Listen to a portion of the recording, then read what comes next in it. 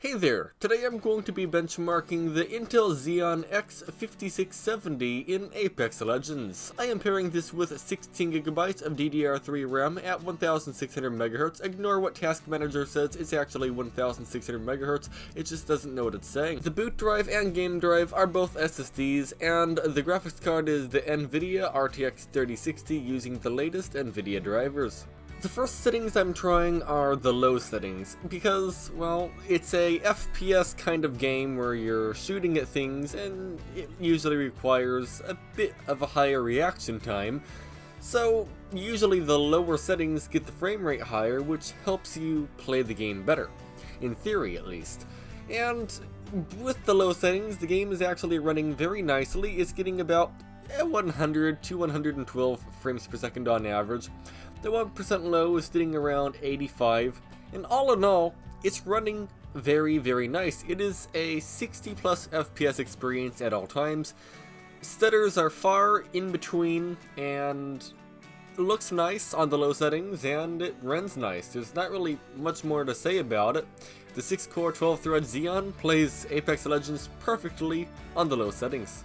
Next, I tried the medium settings, and it got the frame rate down a very small amount, so now it's down to 110 on average.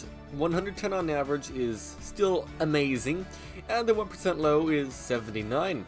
So overall, the medium settings are performing amazing. There's not really much more for me to say about it. It looks about the same, maybe a little bit better. I did choose the settings I would consider medium, although there is no actual medium preset, so I did my best. But either way, it's running great. Let's try out high settings now. In the high settings, I didn't even survive a single minute. And that happened not once, but 3 times. Yeah, I died within a minute in 3 different rounds and then gave up. Either way, on the high settings, it was getting around 85 frames per second on average, and the 1% lows were around 60, so all in all, it was a quite nice experience. It wasn't quite 60 plus all of the time, but even then, it still ran pretty much perfectly. I recommend sticking to the medium settings though if your monitor is above 60 Hz. But overall, Apex Legends is running amazingly on this almost 15-year-old Intel Xeon with 6 cores and 12 threads. It's quite impressive what a 14-year and 7-month-old CPU can do.